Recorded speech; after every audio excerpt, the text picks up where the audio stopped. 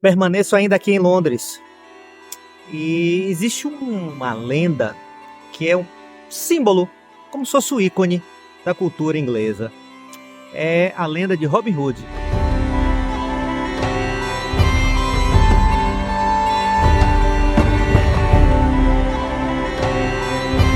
Quem é Robin? Um nobre, justo, que segue o rei da Inglaterra nas cruzadas contra os muçulmanos, um cristão ferrenho, fiel a Ricardo Coração de Leão. Porém, quando ele volta, ele percebe que o irmão do rei, o príncipe João, o usurpador, tomou o trono e, junto com o xerife de Nottingham, está fazendo atrocidades. Ele então se une a Marian e a um grupo de salteadores, malfeitores que ficam escondidos na floresta de Sherwood. E o Frei Tuck, mentor espiritual, que não tem muita pinta de líder espiritual, né? Porque ele toma todas, é desbocado, é gordão, fora de forma, é impulsivo. Robin se conecta com esse grupo, então ele rouba dos ricos para doar aos pobres, na tentativa de fazer justiça. Até que o rei retorna das cruzadas, ocupa o seu lugar de direito e é grato a Robin por sua insurgência benigna em busca de manter a conexão com o seu propósito e o seu sentido de vida, que é fazer justiça, servir a pátria e honrar ao rei como um bom nobre. Temos algumas mensagens, algumas conclusões interessantíssimas que podem ser correlacionadas com psicologia, inteligência emocional, construção de sentido de vida.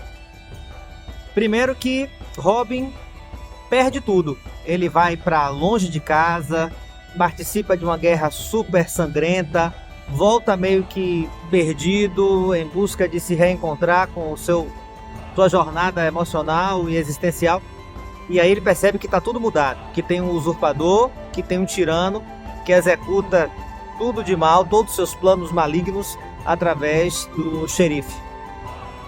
Para ele conseguir contribuir para a restauração de uma ordem diante desse caos, um novo cosmos que seja justo, ele precisa ir para a floresta, ele precisa ir para o underground, ele precisa ir para um lugar escuro, para um lugar ameaçador, para um lugar que não é confortável, a floresta, e se associar às pessoas que são negligenciadas, que são descartadas, que assustam, que ameaçam, que não são valorizadas. Os salteadores, um frei bêbado, uma metáfora da nossa vida psicológica.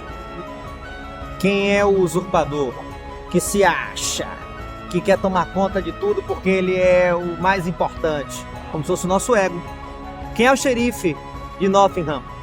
É como se fossem os mecanismos de defesa do ego, os mecanismos de defesa do príncipe John para colocar ordem na casa, mas de uma maneira ditatorial, de uma maneira unilateral, e não de uma maneira negociada, consensual, harmoniosa, dialogada, consciente. Robin é aquele sujeito que está em busca de si mesmo, de continuar a ser a sua melhor versão e de manter a conexão com o seu propósito, baseado nos seus valores, no seu protagonismo. Ele é o herói. Só que para o herói fazer sua jornada, ele precisa ir até o inconsciente. Ele precisa ir para a barriga da baleia, ele precisa ir para o fundo do mar, ele precisa ir para o deserto. São assim nos diversos mitos e lendas. E ele vai para a floresta, vai para o lugar obscuro, ameaçador, desconhecido. O caminho do autodesenvolvimento, o caminho da individuação no olhar junguiano, o caminho da cura no olhar psicanalítico, o caminho do florescimento no olhar da psicologia positiva, o caminho do encontro, da construção do seu sentido para a logoterapia, é o caminho de entrar na floresta, de abrir mão do conforto, sair da acomodação incômoda e correr os riscos, realizar o sacrifício, o ofício sagrado. O ofício sagrado, o sacro ofício em busca de si mesmo.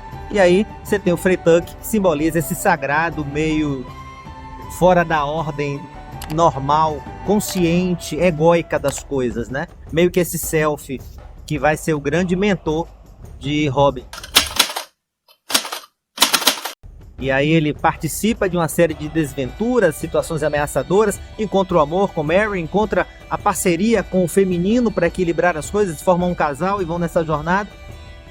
E aí ele vai amadurecendo, ele vai se sentindo cada vez mais seguro e ele vai deixando cada vez mais um legado, que é um legado de justiça, de expressão da sua potencialidade nobre. Ele continua sendo nobre na Inglaterra, durante as cruzadas, sendo alguém validado coletivamente, institucionalmente, com seu título de nobreza ativo, ou seja, alguém deserdado, degradado e expulso, e que é considerado malfeitor e que está sendo perseguido.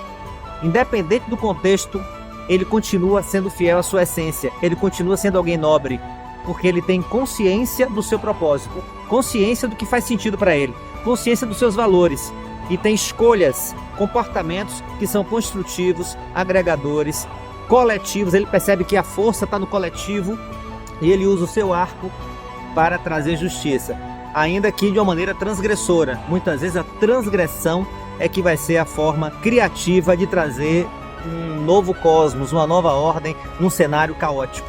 Ele rouba. Roubar, teoricamente, é algo destrutivo, algo negativo, algo imoral. Mas ele não rouba para si. O seu processo de roubar é uma insurgência consciente, intencional, generosa, benevolente, para tentar acabar com as injustiças e os malfeitos que estavam sendo perpetrados por quem tinha o poder egóico em Nottingham.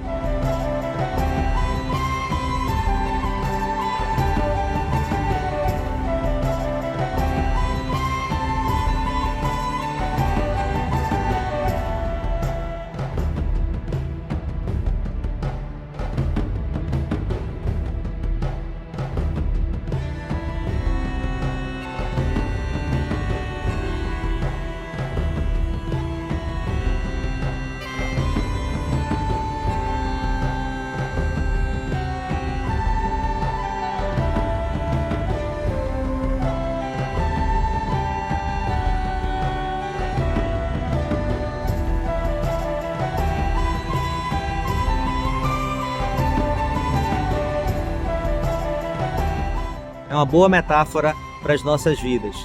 Se você quiser se manter fiel ao seu propósito, deixar um legado no mundo, você precisa muitas vezes enveredar pela floresta, se associar aos seus conteúdos inconscientes, ameaçadores, que você tem medo. A terapia é exatamente isso. O que é o processo psicoterapêutico?